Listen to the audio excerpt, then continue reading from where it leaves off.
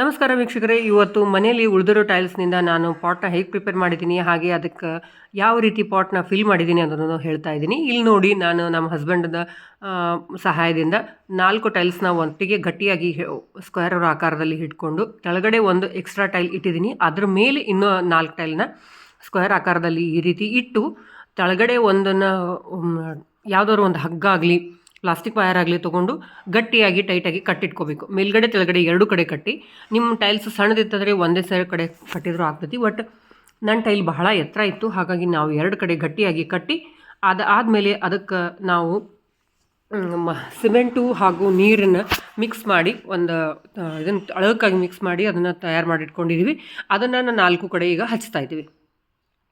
ಇಲ್ಲ, ಫಸ್ಟು ಸುತ್ತ ಹಚ್ಕೋಬೇಕು, ಆಮೇಲೆ ಕೆಳಗಡೆ ಹಚ್ಕೋಬೇಕು.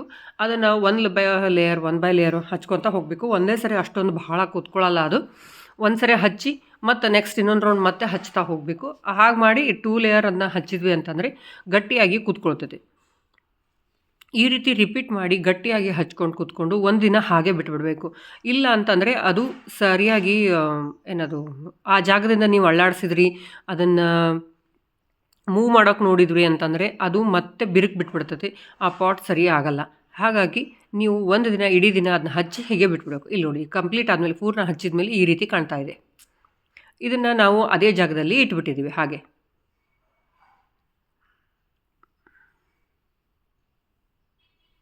ಆಮೇಲೆ ಕೆಳಗಡೆ ನಮ್ಮದು ಏನು ಫ್ಲೋರ್ ಟೈಲ್ ಇದೆಯಲ್ಲ ಪಾರ್ಕಿಂಗ್ ಲಾಟ್ನಲ್ಲಿ, ಅದೇ ರೀತಿ ಟೈಲ್ಸ್ ಇತ್ತು, ಅದನ್ನೇ ನಾನು ಹಚ್ಚಿದ್ದೀನಿ. ಈಗ ಇವು ವಾಲ್ ಟೈಲ್ಸ್ ನಾ ತೊಗೊಂಡಿರೋದು. ಇದನ್ನು ನಾವು ಒಂದು 3-4 ಟೈಲ್ಸ್ ನೀರಿನಲ್ಲಿ ನೆನೆಸಿ ಆಮೇಲೆ ಮಾಡಿದ್ದೀವಿ. ಅದರಿಂದ ನಾನು ಸಿಮೆಂಟ್ ಚೆನ್ನಾಗಿ ಹಿರ್ಕೋತಾ ಇದೆ. ಈಗ ನೋಡಿರಿ, ಇದು ಒಣಗಿದ ಮೇಲೆ ನಾವು ಇದಕ್ಕೆ ನೀರು ಹಾಕಿ ಒಂದು ದಿನ ಹಾಗೆ ಬಿಡಬೇಕು. ಅಂತಂದ್ರೆ ಆ ಸಿಮೆಂಟು ನೀರನ್ನು ಹೀರ್ಕೊಂಡು ಮತ್ತೆ ಒಂದು ಸ್ವಲ್ಪ ಗಟ್ಟಿ ಆಗುತ್ತೆ, ಸ್ಟ್ರೆಂತ್ ಆಗ್ತೈತಿ.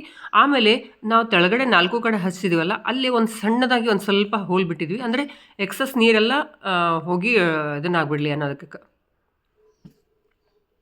ಈಗ ನೋಡಿ, ನೀರು ಹಾಕಿದ್ದೀನಿ ನಾನು. ಆಲ್ಮೋಸ್ಟ್ ಒಂದು 4-5 ತಮ್ಗೆ ನೀರು ಹಾಕಿದ್ದೆ. ಅದು ಸಣ್ಣದಾಗಿ ಸೋರ್ತಾ 1-2 ತಮ್ಗೆ ಉಳ್ಕೊಂಡಿದೆ. ಅಂದ್ರೇನು, ವೆಲ್ ಡ್ರೈನ್ಡ್ ಪಾಟ್ ನಮಗೀಗ ತಯಾರಾಗಿಬಿಟ್ಟಿದೆ. ಈಗ ನಾನು ಪಾಟಿಂಗ್ ಮಿಕ್ಸ್ನ ಇದಕ್ಕೆ ಹೇಗೆ ತಯಾರು ಮಾಡ್ತಾ ಇದ್ದೀನಿ ಅದನ್ನು ನಾನು ತೋರಿಸ್ತಾ ಇದ್ದೀನಿ. ನಾನು ತಂದಿರೋ ಮಣ್ಣು ಒಂದು ಸ್ವಲ್ಪ ಬಹಳ ಕಲ್ಲಿತ್ತು, ಬಹಳ ಹಳಕಿತ್ತು. ಹಾಗಾಗಿ ಅದನ್ನು ನಾನು ಸ್ವಲ್ಪ ಸಾಣಿಗೆ ಹಿಡಿದು ಅದಕ್ಕೆ ಬೂದಿನ ಹಾಕ್ತಾಯಿದ್ದೀನಿ. ಮನೆ ಪಕ್ಕದಲ್ಲಿ ಒಂದು ಸ್ವಲ್ಪ ಗಿಡಗಳಲ್ಲೂ ಬಹಳ ಕಂಟಿ ಬೆಳೆದದ್ದು ಅಂತ ಬೆಂಕಿ ಹಚ್ಚಿದ್ರು. ಅದರದ್ದು ಬೂದಿನ ನಾನು ತೊಗೊಂಡು ಬಂದಿದ್ದೀನಿ. ಯಾಕಂತಂದರೆ ಗಿಡಗಳದ್ದು ಬೂದಿ, ಕಟ್ಟಿಗೆ ಬೂದಿಯನ್ನು ಇನ್ನೊಂದು ಸ್ವಲ್ಪ ಒಳ್ಳೆಯದು ನಮ್ಮ ಪಾಟಿಂಗ್ ಮಿಕ್ಸ್ಗೆ. ಹಾಗಾಗಿ ಅದರಲ್ಲಿ ಕಾರ್ಬನ್ ಅಂಶ ಚೆನ್ನಾಗಿರೋದರಿಂದ ನಮ್ಮ ಪಾಟಿಂಗ್ ಮಿಕ್ಸ್ ಬಹಳ ಒಳ್ಳೆ ರೀತಿಯಲ್ಲಿ ತಯಾರಾಗುತ್ತೆ.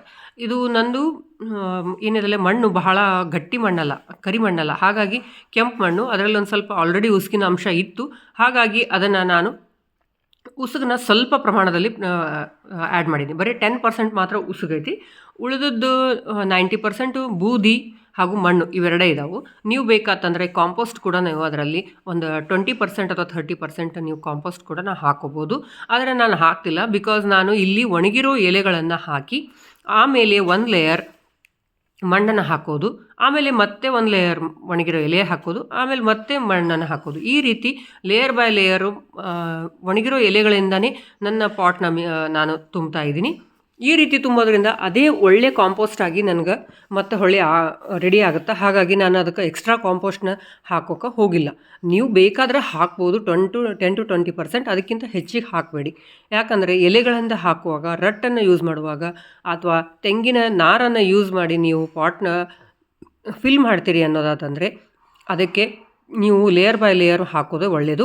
ಒಮ್ಮಲ್ಕೆ ಅದನ್ನೆಲ್ಲ ತುಂಬಿಸಿ ಮೇಲಷ್ಟೇ ಒಂದು ಸ್ವಲ್ಪ ಮಣ್ಣು ಹಾಕಿಬಿಡ್ತೀನಿ, ಅದು ತಾನೇ ಒಳ್ಳೆ ನನ್ನ ಪಾಟ್ ತುಂಬಿಬಿಡುತ್ತೆ ಅಂದರೆ ನಡೆಯಲ್ಲ. ಲೇಯರ್ ಬೈ ಲೇಯರ್ ಹಾಕಿದ್ರೇ ಆ ಮಣ್ಣಿನಲ್ಲಿರೋ ಜೀವಕೋಶಗಳು ನಾವು ಹಾಕಿರೋ ವಸ್ತುಗಳನ್ನು ಕಳೆಯೋ ಹಾಗೆ ಮಾಡುತ್ತೆ. ಕಳೆತು ಅದು ಮತ್ತು ಹೊಳ್ಳಿ ಮಣ್ಣಾಗುತ್ತೆ, ಆಮೇಲೆ ಒಳ್ಳೆ ಗೊಬ್ಬರ ಆಗಿ ತಯಾರಾಗುತ್ತೆ. ಈಗ ನೋಡಿ, ನನಗೆ ಇನ್ನೂ ಪಾಟ್ ಬಹಳ ದೊಡ್ಡದೇ ಇರೋದ್ರಿಂದ ಅದಕ್ಕೆ ನಾನು ಎಷ್ಟು ಹಾಕಿದರೂ ಕಡಿಮೆನೇ ಆಗ್ತಾಯಿದೆ. ಹಾಗಾಗಿ ಈಗ ಮತ್ತೆ ಒಂದು ಸ್ವಲ್ಪ ಬೂದಿ ಮತ್ತೆ ಒಂದು ಸ್ವಲ್ಪ ಮಣ್ಣು ಹಾಕಿ ಅದನ್ನು ತುಂಬ್ತಾ ಇದ್ದೀನಿ. ಈಗ ಇಷ್ಟೇ ಹಾಕಿ ತುಂಬಿದ್ರೂ ಸಹಿತ ಅದು ನನ್ನ ಪಾಟ್ ತುಂಬಲ್ಲ. ಈಗ ನಾನು ಇದನ್ನು ತುಂಬಿದ ಮೇಲೆ ನಾನು ಈಗೇನು ನೀರು ಹಾಕ್ತೀನಲ್ಲ, ನೀರು ಹಾಕಿದ ಮೇಲೆ ನಾನೀಗ 3/4 ಭಾಗ ಪಾಟ್ ತುಂಬಿ ನೀರು ಅದನ್ನು ಮುಚ್ಚಿದ್ರೂ ಸಹಿತ ಮರುದಿನ ನೋಡಿದ್ರೆ ಅದು ಅರ್ಧ ಕೆಳೆದ್ಬಿಟ್ಟಿರುತ್ತೆ. ಯಾಕಂದ್ರೆ ಇವು ಹಗುರ ಇರ್ತಾವೆ ಎಲೆಗಳು, ಅದು ಒಳಗಡೆ ಸೇರಿಕೊಂಡು ಅದು ಮತ್ತೆ ಹತ್ತಿಕ್ಕೆ ಬಿಡ್ತದೆ. ಹಾಗಾಗಿ ಮಣ್ಣು ಕೂಡ ಒಂದು ಸ್ವಲ್ಪ ಗಟ್ಟಿಯಾಗಿ ಕೂತ್ಕೊಳ್ಳೋದ್ರಿಂದ ನಮ್ಮ ಪಾಟ್ ಅರ್ಧ ಆಗಿಬಿಡುತ್ತೆ. ಹಾಗಾಗಿ ಮರುದಿವಸ ಮತ್ತೆ ನಾನು ಇದೇ ಪ್ರೊಸೆಸ್ನ ರಿಪೀಟ್ ಮಾಡಿ ನನ್ನ ಈ ಪಾಟ್ನ ತುಂಬಿಬಿಟ್ಟಿದ್ದೀನಿ. ಆಮೇಲೆ ಈ ರೀತಿ ಮಾಡಿದಾಗ ನೀವು 1 ತಿಂಗಳವರೆಗೂ ಇದರಲ್ಲಿ ಯಾವುದೇ ಗಿಡಗಳನ್ನು ಬೆಳೆಯೋಕ್ಕೆ ಹೋಗಬೇಡಿ. ಮಿನಿಮಮ್ 15 ದಿವಸ ಆದರೂ ಬಿಟ್ಬಿಡಿ. ಅದಕ್ಕೆ ನೀರು ಹಾಕಿ ಅದೆಲ್ಲ ಕಂಪೋಸ್ಟ್ ಆಗಲಿಕ್ಕೆ ನೀವು ಅವಕಾಶ ಮಾಡಿಕೊಟ್ಟಷ್ಟು ಅದು ಒಳ್ಳೆ ಗೊಬ್ಬರ ಆಗಿ ಒಳ್ಳೆ ಪಾಟಿಂಗ್ ಮಿಕ್ಸ್ ಆಗಿ ತಯಾರಾಗ್ತೈತಿ. ಆಮೇಲೆ ನೀವು ಗಿಡಗಳನ್ನು ಬೆಳಿಬೋದು. ನಾನು ಈಗ ತಯಾರು ಮಾಡಿರೋ ಪಾಟ್ ಹಾಗೆ ಅದನ್ನು ಪಾಟ್ನ ತುಂಬಿಸೋಕೆ ನಾನು ನೀಡಿರೋ ಮಾಹಿತಿ ನಿಮಗೆ ಇಷ್ಟ ಆಗಿದ್ದರೆ ದಯವಿಟ್ಟು ನನ್ನ ಚಾನಲ್ನ ಸಬ್ಸ್ಕ್ರೈಬ್ ಮಾಡಿ, ಹಾಗೆ ಲೈಕ್ ಆ್ಯಂಡ್ ಶೇರ್ ಮಾಡಿ. ಧನ್ಯವಾದಗಳು.